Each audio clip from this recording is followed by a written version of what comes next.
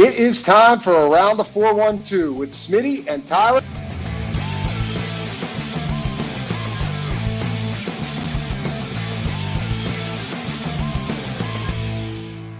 Welcome back to another episode of Around the 412. I'm Tyler. With me, as always, is my co-host Smitty. Be sure to go follow us all over social medias at Around the 412. And while you're there, go check out the description of the show, whether you're listening on a listening platform or over on YouTube. We've got everything custom designs, Facebook link. It's our friend Haley Wagner's customized clothing business. But also, I saw that she posted the other day, she is now doing like customized tumblers for like a drinking cup. So you can get a customized tumbler from her as well. It kind of looks that's like sweet. Haley, where's the hat? Kind of looks like a call. Yeah, it kind of looks like a tall mason jar in a sense of the ones that she was making. But I noticed you could get like a customized etching on the side. So if you were interested in that, along with the customized clothing, including Around the 412 merch, but not a hat, you can go check her out at Everything Custom Designs. We got the Facebook link down below.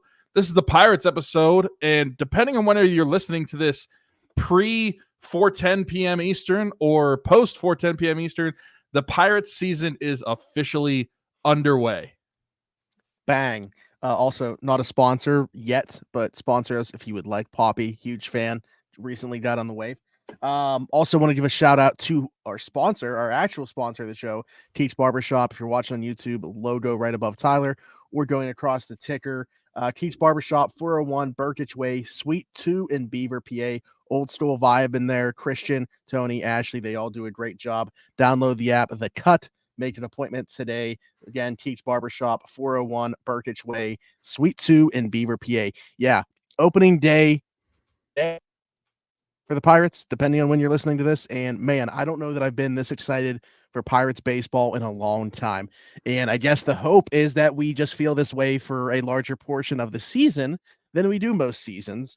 But man, I'm really fired up about the way that this group looks on paper. Again, we have some reservations about the starting rotation, but I think that we got a little bit more juice now, knowing that Jared Jones is going to be a part of it. Not only that, he slides in as the number 3 guy in the rotation, which lines him up to also start the home opener.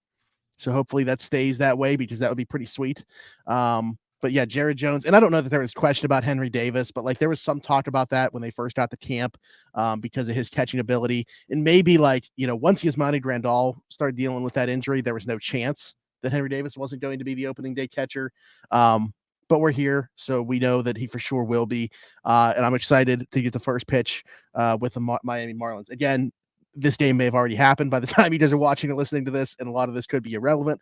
So today we're not going to talk about, that type of stuff. We're going to take a bigger picture look and make season-long predictions on where this team is going to be. We're also going to answer some questions that we got in over at X. Again, we do this every single week. So, tweet at us at Around the 412.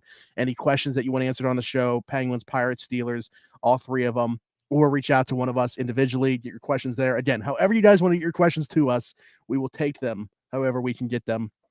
Let's do that first before we get into the predictions. So again, shout out to everybody that sent them in. Let's just start off with a banger. Joe Frick, over under on Pittsburgh Pierogi races won by Sauerkraut Saul. And by the way, he got more likes on this than my original post. So he ratioed me by asking this. It's a banger question. It is a banger question. I was curious of this because I wanted to see if I could see a win total from last year for the Pierogis. And I just searched Pierogi races, and I didn't realize that Sauerkraut Saul was on such a drought the last couple seasons. It's a running joke. Yep. Yeah, it is. Last year in August was his first win since 2021. That's ridiculous. Yeah. I didn't even realize it was that bad. I thought, and maybe it used to be this way. I thought they all tried to like even it out by the end of the season. But I guess they've made Sauerkraut Saul the Pittsburgh Pirates of the Pierogi race. Oh, that's what it is. They just like this is the pierogi that you all can really rally behind because you're used to this, right? And with that information, I feel like the win total has got to be set pretty low. I mean, I'm thinking like 1.5, 1.5, 1 or 2. Yeah. I mean, my guy. I don't know. Do you have a favorite? My guy has always been Oliver and Onion, but I don't know. It's the purple with Chester cheese. I feel like is probably. So I had all of them when I was growing up, like these stuffed figures. But for whatever reason, the 2 that we've mentioned, Oliver Onion and Chester cheese, were kind of the 2 ones that I always had in my hands. Yeah, more so than the others. So But yeah, I mean, Oliver Onion, I feel like is just again how we like try to find something to like identify with. You know, the nerdier one. He's got the glasses, so we just kind of like almost feel bad because he seems like he'd be the one that gets picked on. So that's the one that I feel like we kind of rally towards. But yeah, those are my two favorites. For this, it's got to be 1.5 to me. Like he had 1 win last year, right? So does he get 2 this year? Yeah, I think that's a great line. You can't take it any higher than that, considering what he's going up against. I mean, not having a win in the entirety of 2022. Or does the organization say, kind of going along with where the team is at, this is going to be the year where we see a big jump? And then they make someone like Jalapeno Hannah the laughing stock because she's a relatively newer pierogi, and I feel like she had such a bias with her. Yeah, she's superficial. She's Hollywood. You know, I mean, like she's the one. That's who the people that are in the Lexus. I personally can't stand her. I can't stand Jalapeno Hannah, and it's ridiculous how she comes on the scene and she's immediately a superstar in the pierogi scene. It drove me nuts. So maybe this would be the year. That would be a sneaky hedge bet if you were going to be betting against sauerkraut Saul, hitting that over. But I do think 1.5 is a good line. Didn't have a win in all of 2022. Had 1 win in 2023. I think you can't bet on anything higher than 1.5 setting that line there. Now you got me fired up, dude. Jalapeno Hannah is that's the Lexus Club's pierogi right there. That's who they're rooting for behind home plate. So, Joe, we appreciate the question, but you got me off on a tangent now about something that doesn't mean anything. So, my guy, Nola Jeff, who asked, will I catch an O'Neal Cruz home run ball tomorrow? By the way, that's sick that you're going to the game. I don't actually even know. I know how to answer this answer. It doesn't matter where you're sitting. The answer is going to be no, because it's going to end up in the river. Wait, in Miami? Oh, wait. Shoot. I forgot it's in Miami. I mean, I don't know. It might happen. It still might. Specific stadium. It still might end up in the Allegheny. We don't know how far it's going to go. Nola Jeffy going Although isn't theirs closed? Louisiana to. Yes, that's what I was. Yeah, Oof. I mean, you have to hit it opposite field through those windows, those glass windows, and then I don't know where the nearest body of water is. Yeah, like. So we'll see. That ball ain't getting contained. I mean, Miami. It's got to be the ocean, right? Yeah, but somebody replied, and I like this, and they said no, but you can catch Kutch's 300. My only trepidation with that is I want that to come at home for Kutch. Yeah, so I don't necessarily want it to happen. As much as I would love to see it happen tomorrow, if the Pirates need it to secure a victory, then sure. But I would prefer that happen at PNC Park. Appreciate the question. If you caught Kutch's 300th, would you have any stipulation on giving it back? See, no. Like I don't think so. Like in my mind, the only stipulation is I want to be the one to give it to him. Yeah. Okay. That's cool. Yeah. But I'm not going to be one of those guys like I want season tickets. I want no autograph stuff. Yeah. No. I mean, I guess I was kind of asking along those lines, but I would be the one. I wouldn't want to just give it to like a Pirates rep. I want to be the one to hand it to Kutch. Maybe get a picture with him, but that's all I want. That's fair. John says, does Paul Skenes get called up before June if all goes well in Indy? We kind of talked about this. Thinking June. Yeah, I'm thinking June. Like, so before June, I don't know. I'm thinking the first or second week. The problem is, if all goes well in Indy, I don't think it matters what Paul Skenes is doing. If it really depends on what's happening with the Pirates.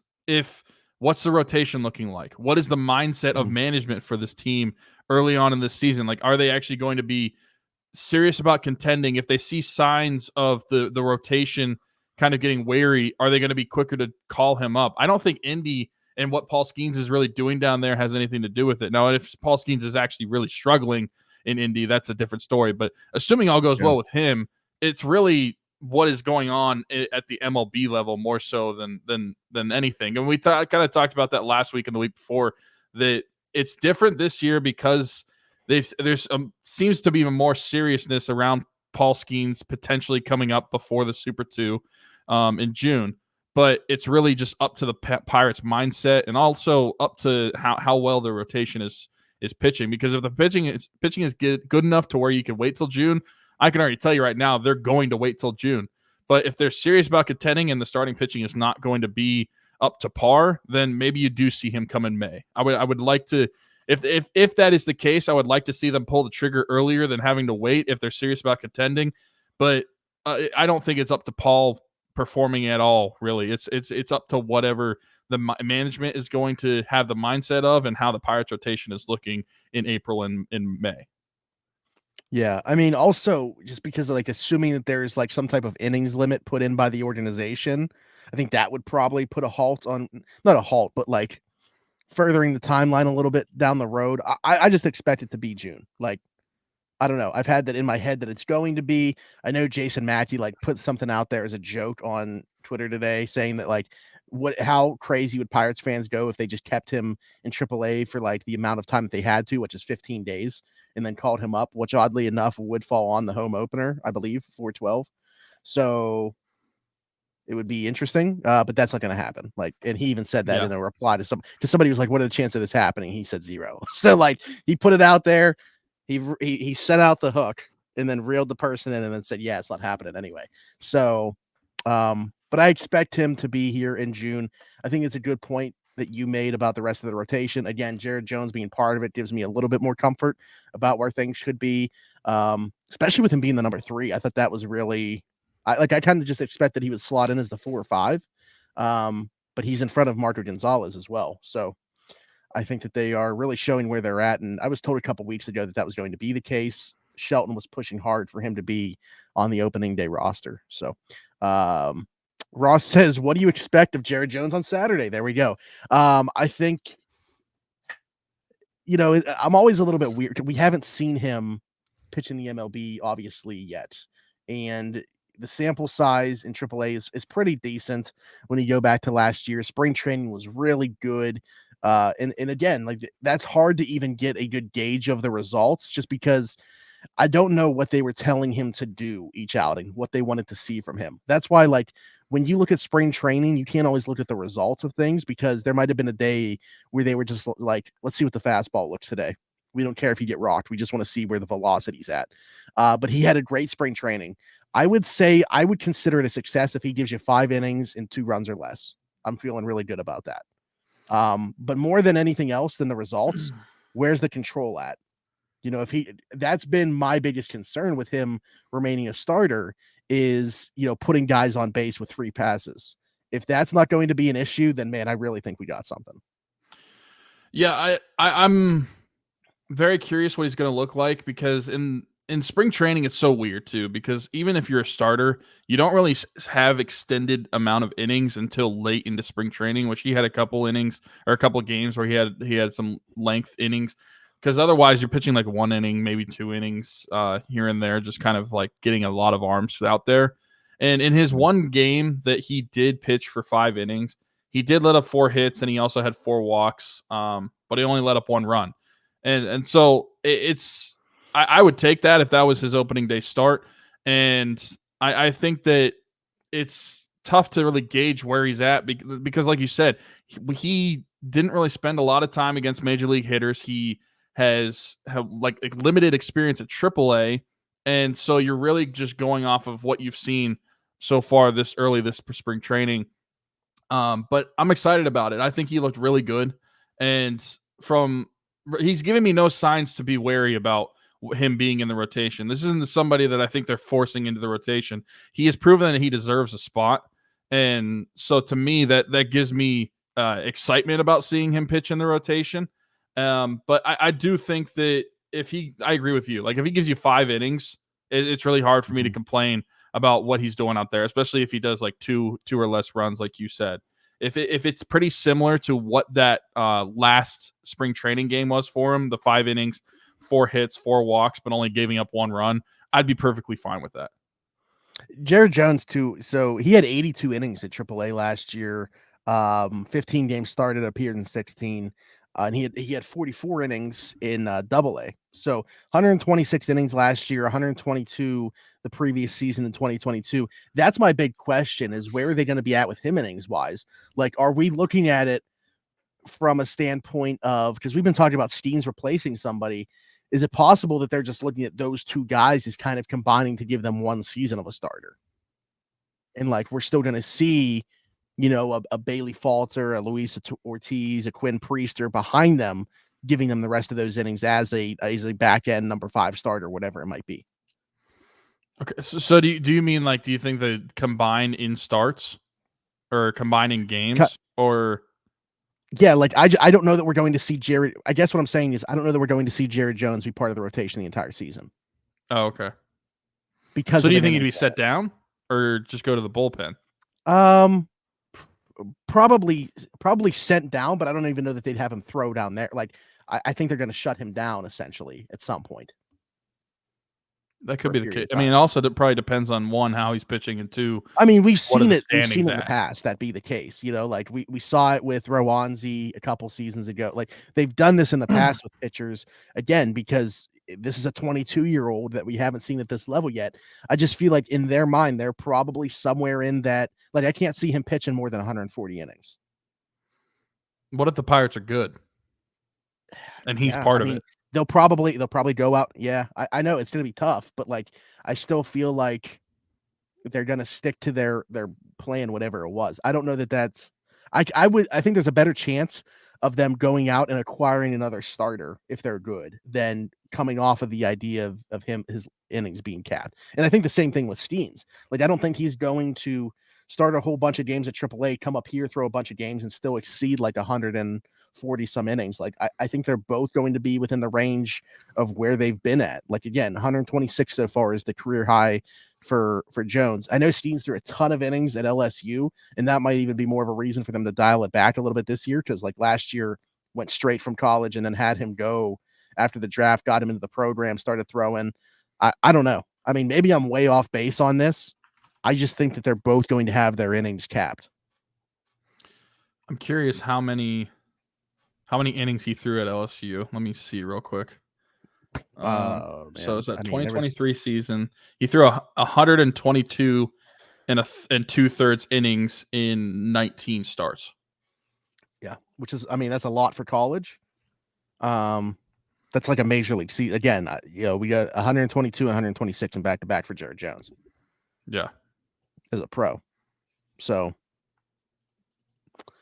I don't know. I mean, again, I could be way off base. There are a lot of people that are a lot smarter than me about baseball. So let me know if I am off base on this, but I just have a feeling that we're going to see innings limits placed on both those guys, and it's going to be to their benefit in the long term.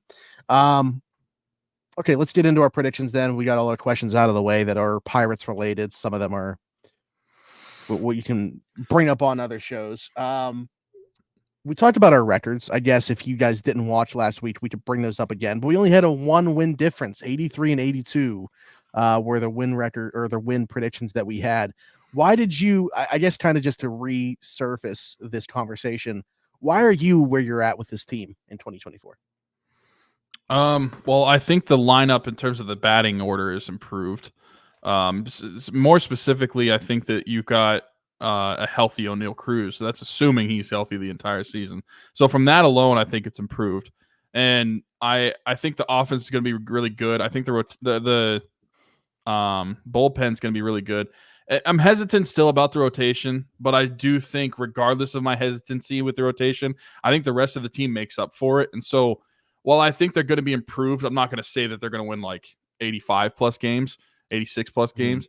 That would be like a 10-game swing from last season. Yeah. But I do think being around 500, maybe a little bit better, is where this ball club could be at. And so 82 wins, that gets you a game above 500. That's only 6 more games than last season. You would think that a healthy O'Neal Cruz, a improved bullpen, a improved lineup, and then maybe with the addition of Jared Jones early in the season, with the addition of Paul Skenes whenever he gets up here, all those things together could account for 5 or 6 wins here or there that you didn't get last year. And hopefully the Pirates aren't as streaky as they were last year, because I think that if you and this happens with every ball club at some point during any season, because it's 162 games, you're going to be streaky. But the Pirates literally went from the hottest team in baseball to the coldest team in baseball. Full stop, 180 turn. Like there was no warning for us. There was no tornado warning out. It just came and hit us hard. And I'm hoping that the Pirates don't do that. I hope that they're more consistent in their games, and in their months, really, because you could categorize the Pirates seasons really by months when you look at the 2023 season. So I think they have the team to be more consistent, and I think they have the team to be able to make up for some of those wins here or there. So I think that like 5 to 6 wins, I think that's a healthy improvement from last year, and also a realistic one. So 81, that's just kind of a vanilla thing. I don't want to say they're going to be exactly 500, so I wanted to bump it up to 82. Yeah, and obviously at 83, I'm kind of in that same ballpark. Like last year, they won 76 games. That's not bad, and they were really good down the stretch. But I feel like at that point, most people had already lost interest. Like I don't even know if a lot of people realized how strong the Pirates finished last year. And Yeah. Brian Hayes was playing at like an MVP level for the last couple months. He was at a 7-WAR pace for the last 2 months of the season. So it wasn't just the glove. We know how good the glove is, but like the bat came to play at the end of the year too. And if he can carry that over, man, I think we're really going to be cooking this year. So yeah, I had 83 wins, Tyler at 82. So let's get into everything else. Who do you think's going to lead the Pirates in hits this year? I mean, there's a few candidates, obviously, and I feel like for me, I have to take my mind out of O'Neal Cruz only hitting home runs, because I think there's a chance he could lead the team in hits, if he wanted to.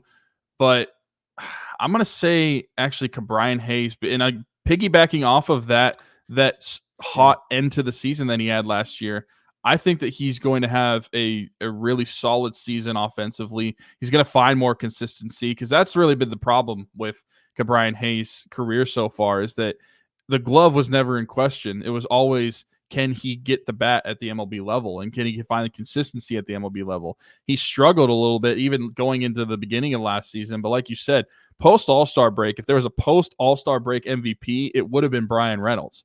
Or not Brian Reynolds. We're giving it away. We're giving one away from now on. And so to me, I think that Brian Hayes is going to be one of the centerpieces for this team this year. He's going to find consistency with the bat. So I think it's, especially for him too, he is definitely one that is going to hit for more volume than power, in my opinion. And so I think that he has the capability to do it, and that's going to be my leader. Yeah, he's probably like a 15 to 20 homer guy. Probably settles in nicely in that 17 to 18 range on a consistent basis. That's my answer too for leading the team in hits. I mean, mentioned last year how he finished out the season. I think that carries over. Should have a bit more lineup protection this year. Not sure exactly where he's going to slot into. I'd imagine like the 2 or 3 hole. Actually, let's do that at the end. Let's give our predictions for what we think the lineup's going to be. But we'll wait on that. Who leads the team in home runs? I mean, we talked about it, last week? I said I think there's a chance that O'Neal Cruz could be the first Pirate since it was Willie Stargell, I think. There's been, I think Giles hit 39 or something. Yeah, there's been a few close. Yeah. But I think that he could be the first one since Willie Stargell to hit 40 home runs in a season. I don't think it's out of the question. He's swinging the bat crazy. So O'Neal Cruz, I'm going to keep it short and sweet. That's my obvious answer. I feel like that one is just the most vanilla answer I could give, but it's true. He is. I think the Pirates are going to have 4 guys with 20 home runs. I think they're going to have 2 guys with over 30. O'Neal Cruz is one of them, but I think Jack Sawinski's going to have more. Okay. I think the number that I have, half of what he hits is a home run. So there you go. The number that I have in my mind for Cruz is 33. I think Sawinski hits 34, 35. Like not much more, kind of right in that range. But man, like again, going back to what we kind of prefaced with this lineup, if you're talking about that, Reynolds gives you 20 plus. I feel like he's good for that. Brian Hayes is somewhere right around there with 20. And maybe there's another guy in there that like just I don't know how many plate appearances Kutch is going to have, but like he could be a double-digit guy. Rowdy Tellez, we've seen what he could do in the past, the power numbers that he's brought. Michael A. Taylor had 21 last year. Like, there's guys throughout this lineup that can provide some pop. So Henry Davis, depending on the amount of plate appearances that he gets too. So we'll see. Who's going to lead this team in RBIs?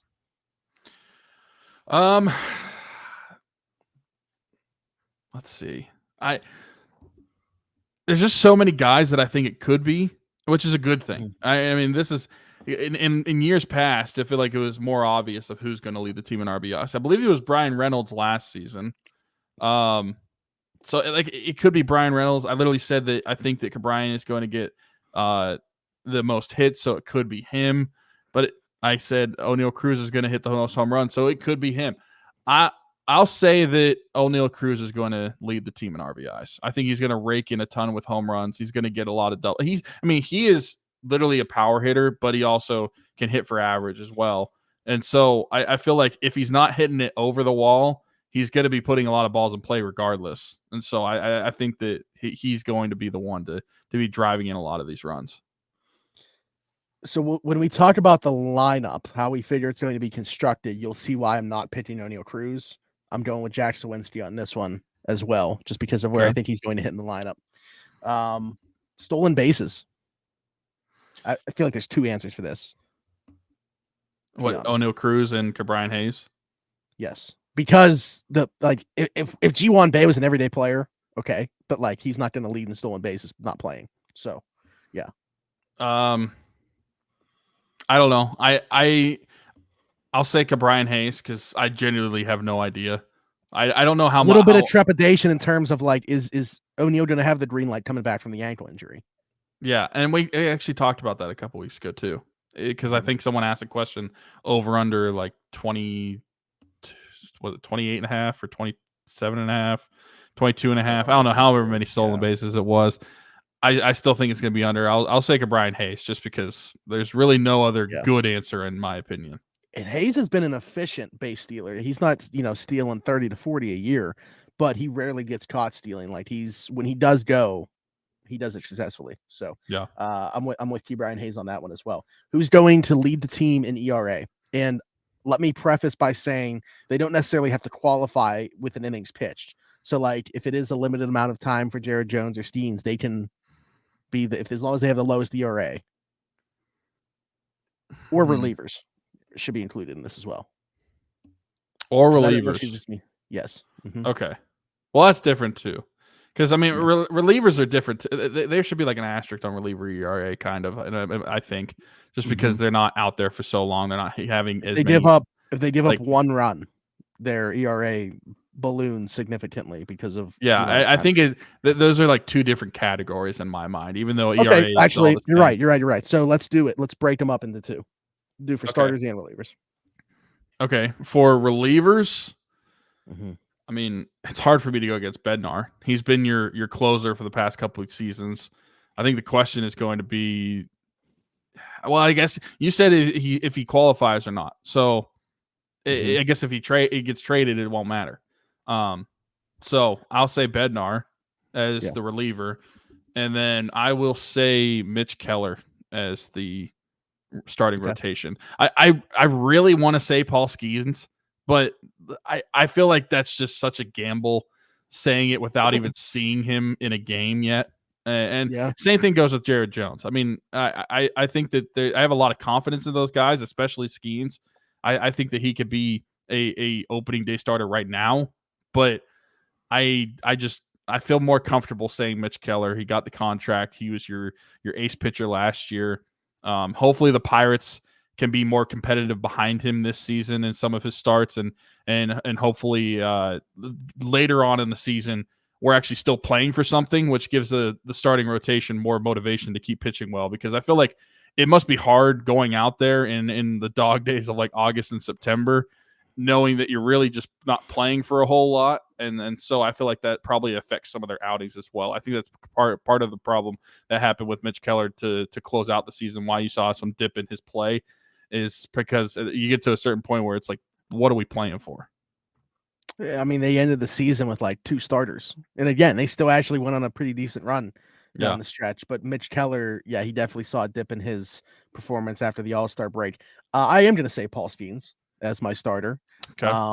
My reliever, and we talked about the bullpen, but honestly, they're going into the season with that bullpen that we think is going to be a strength, a little bit banged up. We know they're not going to have Dario Moreta for the year. He had Tommy John, and then Carmen Wojcinski and Colin Holderman both going to start the season on IL. So, and David Bednar rarely pitched this spring because of an injury that he was dealing with, and Chapman's velocity has been down. So, like, what we think is going to be a strength for this team, I feel like there's a little bit more of a question mark, at least going into the season. My bullpen ERA leader, though, mentioned him last week, literally just mentioned him again, talking about guys starting out on the IL. Carmen Wojcinski is going to be my bullpen leader for the lowest ERA. I don't know why. I just am super high on this guy. Like watching what he did last year in a limited amount of time, I just think he's the truth. I think he's like, I don't want it to happen, but inevitably, I think that there's going to be a point in time where David Bednar is not a Pittsburgh Pirate. I think Wojcinski is the heir apparent for that Bednar role whenever that happens. I like it. And then, okay, this is the last one. This isn't specific to any person. It's more of a team thing. How many All-Stars are the 2024 Pittsburgh Pirates going to have? I'll be optimistic, and I'll give you names. I'm going to say 3, and they're going to have Mitch Keller, Ke'Bryan Hayes, and O'Neal Cruz. Okay. I'm with you on Hayes. I think there's going to be 2. I've been at 2, and I think it's Hayes and Bednar. Bednar making it again.